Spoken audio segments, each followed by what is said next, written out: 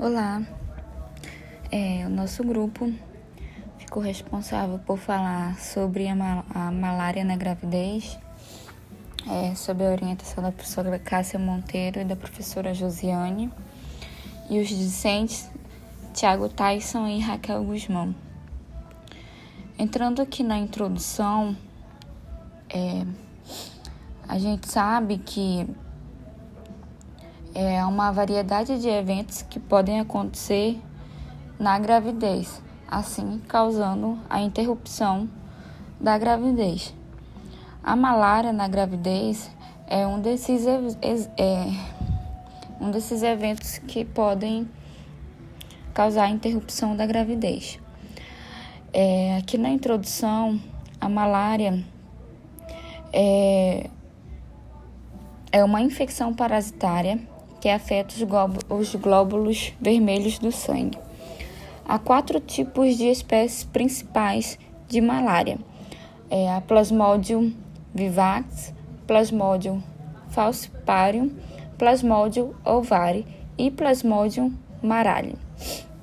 É uma doença evitável, detectável e tratável, que apresenta mais comumente em regiões pobres. Ou seja, devido todo a questão epidemiológica, a malária acontece em regiões mais pobres, como exemplo, que tem um grande índice, o Amazonas ou a Amazônia em si. O Plasmodium ovari, ele ocorre apenas na África e raramente no Pacífico Ocidental. Já o Plasmodium falciparum, ele é a causa mais grave da malária, que pode ser até fatal. E, como sabemos, o maior risco é interior. Habitações onde tem maior índice de água, que é onde o plasmódio se desenvolve. Sobre a epidemiologia da malária, cerca de 40% da população mundial vive em áreas com risco de transmissão de malária. E 300 milhões de pessoas são infectadas no mundo a cada ano. E a maioria dessas pessoas vive em países africanos. No mundo, a malária é responsável por mais de 1 milhão de mortes de pessoas. Estima-se que 125 milhões de mulheres correm o risco de contrair malária durante a gravidez. Além disso, a parasistemia da placenta aumenta o risco de morte de bebês de mulheres grávidas com HIV. E também em uma pesquisa que eu li, ocorre a redução do peso do bebê ao nascer, e essa redução está associada à infecção por Plasmodium vivax. E também, com relação ao Plasmodium falciparum, ele está relacionado a partos prematuros. Sobre o período de incubação da malária, ele varia de acordo com a espécie do plasmódio. Para o Plasmodium falciparum, cerca de 8 a 12 dias. Para o Plasmodium vivax, 13 a 17 dias. E o Plasmodium malariae é cerca de 18 a 30 dias. Mas, contudo, esse período ele pode chegar a vários meses em condições especiais. Mais no caso da vivax e da malária. Falando um pouco sobre as manifestações clínicas da malária, ela pode ser leve, moderada ou grave. Isso vai depender da espécie do parasito e a quantidade que circula no corpo da pessoa. Em casos de gestantes e criança, está sujeito a uma maior gravidade. E principalmente pelo Plasmodium falciparum, que é um plasmódio que pode causar a letalidade. A crise aguda da malária, ela pode ser caracterizada por febre, sudorese, calafrios, e a febre ela pode ser igual ou superior a 40 graus. Isso também ela pode ser acompanhada por cefaleia, mialgia, náuseas, e ela pode ter a duração de 6 a 12 horas de febre. Aqui no slide nós vemos a classificação da malária em não complicada e malária complicada. Isso é para vocês entenderem. A malária não complicada, a característica dela vai ser quando a pessoa tem cefaleia, dores musculares, articulares, náuseas, como eu já citei nas complicações agora anteriores, nas manifestações clínicas, né? A malária complicada, em geral, é classificada como um comprometimento de órgãos que são essenciais para a nossa sobrevivência. Normalmente, a pessoa tem convulsão generalizada, anemia grave, hipoglicemia, insuficiência renal e assim vai, edema pulmonar, icterícia, aí tem o comprometimento renal, comprometimento pulmonar, taquipneia, dispneia e assim vai. Isso é a classificação da malária quando ela está num caso complicado. Entrando no nosso assunto, malária em gestante, estima-se que a cada ano aproximadamente 50 milhões de mulheres residentes em países endêmicos para malária engravide e enfrente consequentemente um risco aumentado de adquirir malária. As mulheres grávidas, elas são particularmente vulneráveis à malária.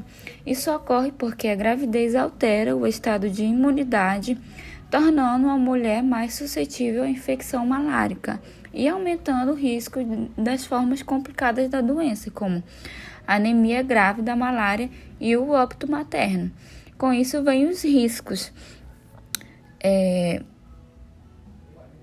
Risco de aborto, restrição no crescimento intrauterino, parto prematuro, baixo peso. A malária, ela teve um grande índice de morbidade e mortalidade, especialmente no primeiro trimestre de gestação, e com menor ocorrência nos próximos trimestres. As gestantes que residem em áreas de transmissão estável de malária adquirem imunidade protetora na sua maturidade sexual.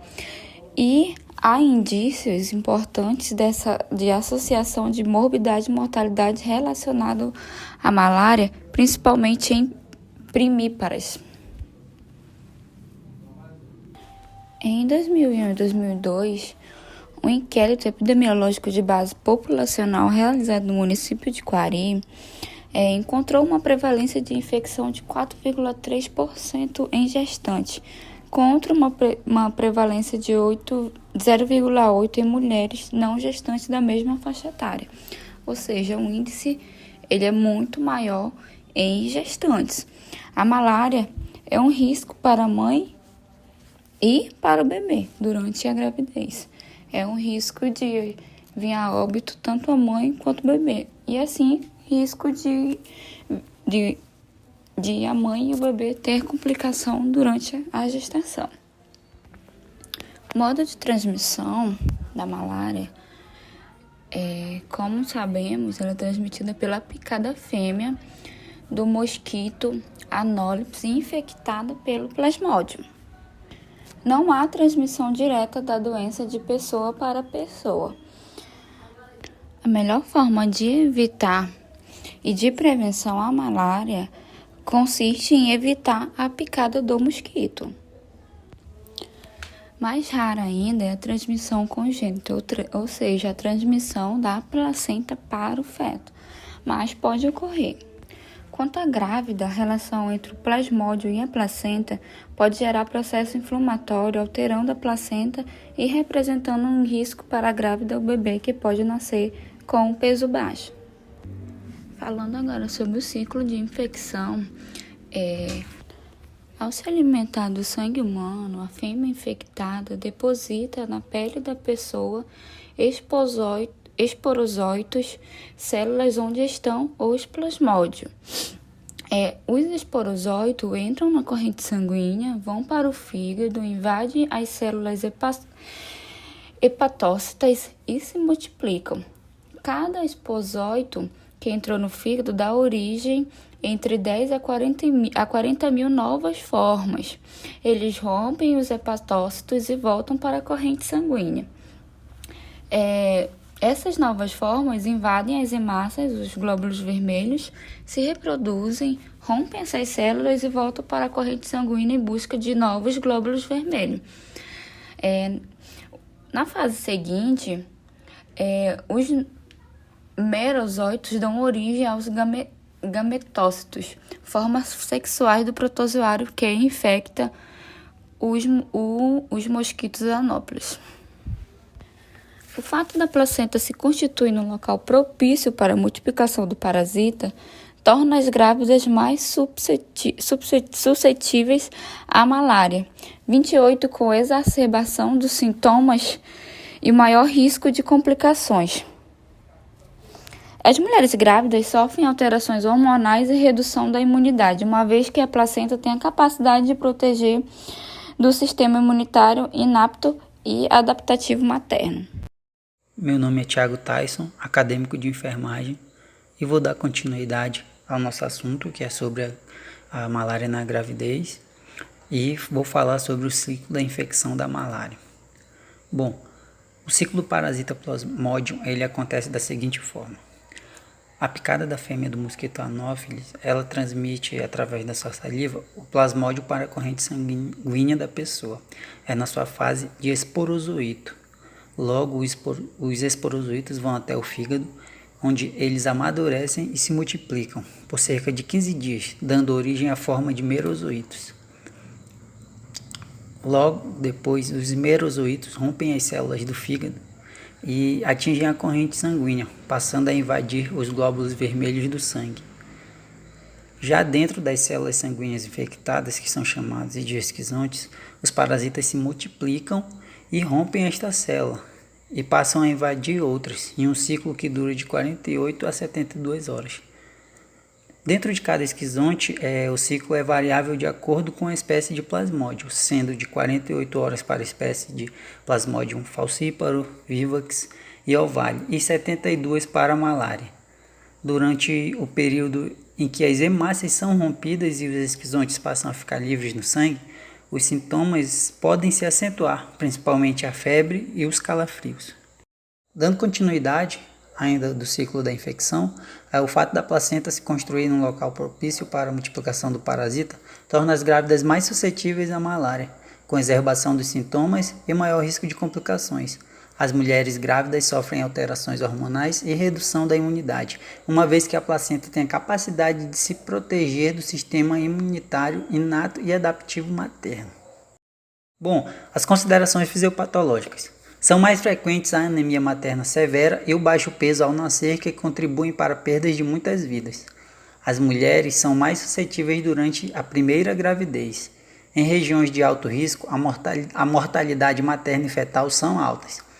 A placenta humana é um local ideal para a acumulação do Plasmodium falciparum, levando a problemas sérios para a mãe, para o feto e RN.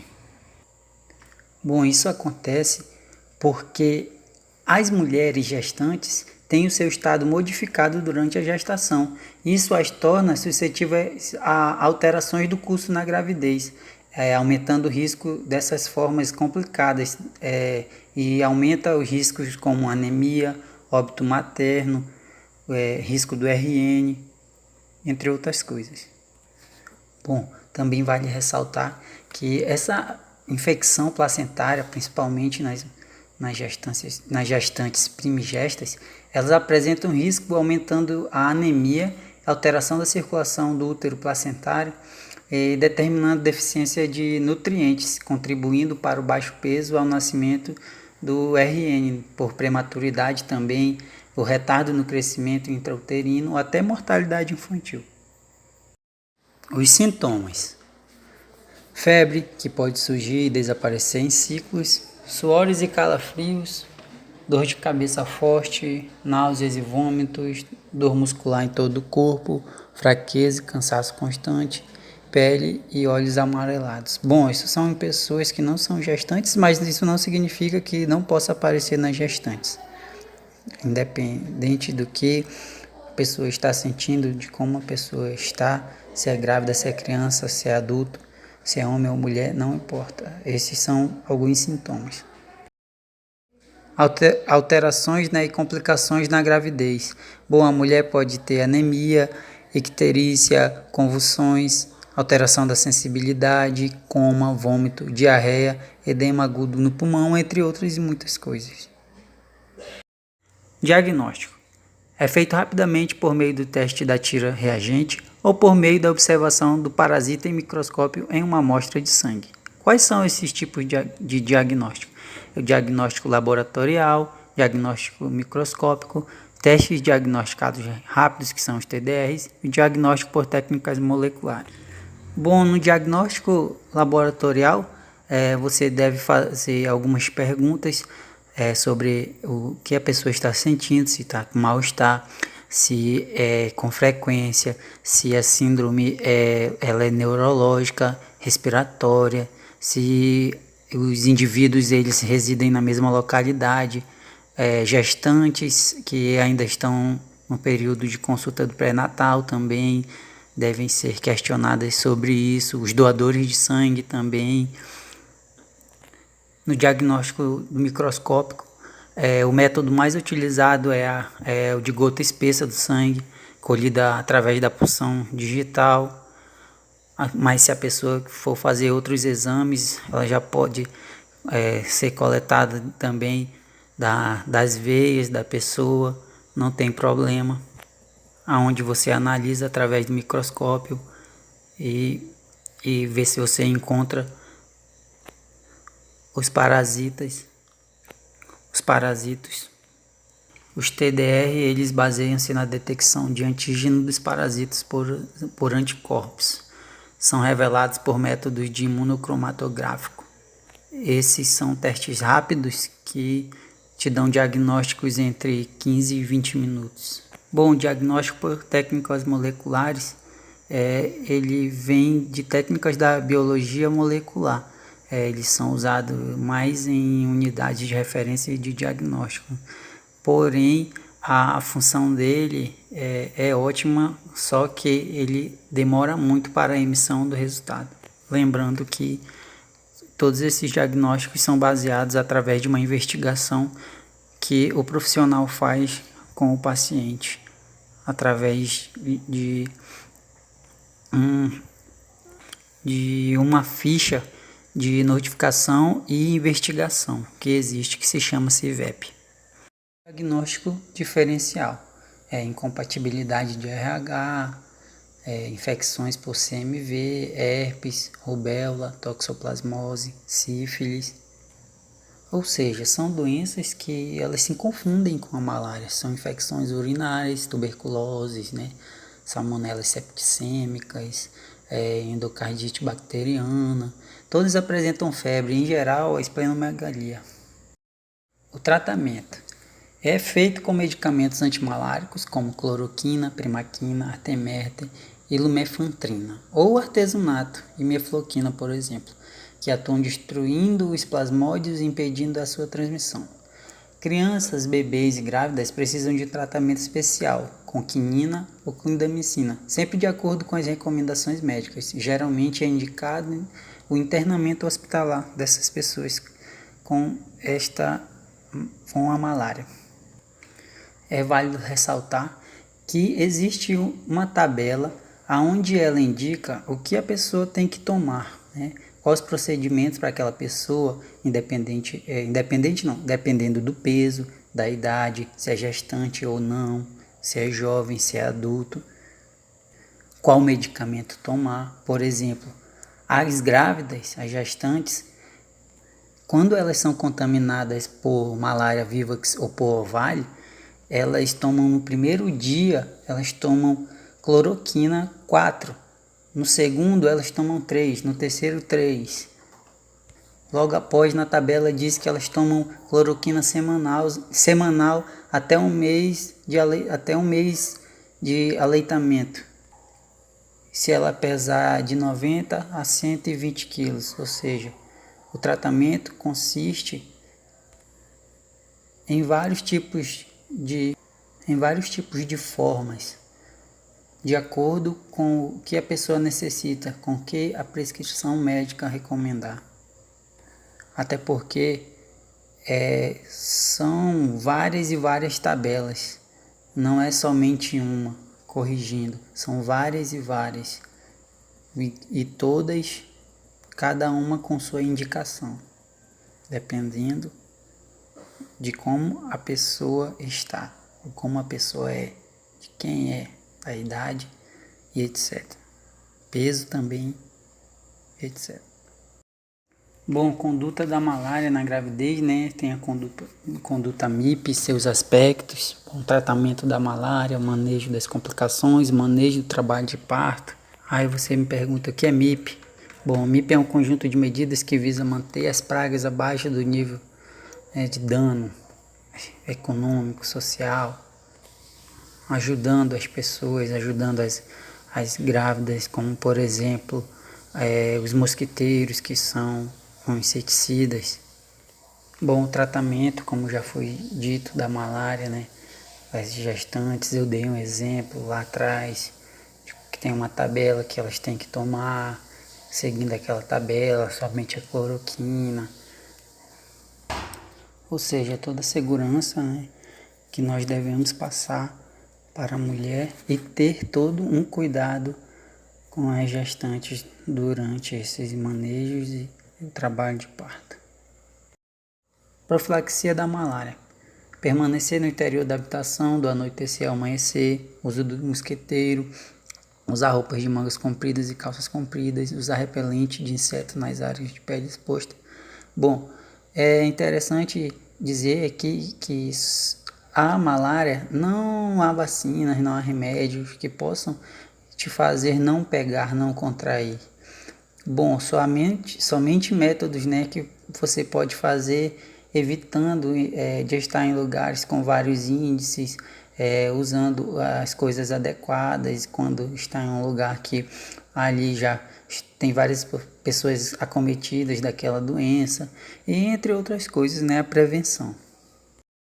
E falando sobre a prevenção, bom, o controle do vetor, que é o mosquito, é a principal estratégia para reduzir a transmissão da malária. Além do fornecimento de medicamentos para infecções, é possível garantir proteção às comunidades com uma cobertura alta dessa estratégia. A Organização Mundial de Saúde recomenda 2 tipos de controle efetivo, né? Dormir sobre mosquiteiros tratados com inseticida e pulverizar as paredes internas das residências também com inseticida. Em algumas circunstâncias específicas, é possível complementar a estratégia com o manejo da fonte de larvas, outras ações que reduzem os focos de mosquitos e suas picadas em humanos. Bom, esse foi o nosso trabalho. Nós queremos agradecer a todos pela paciência e tenham um ótimo dia.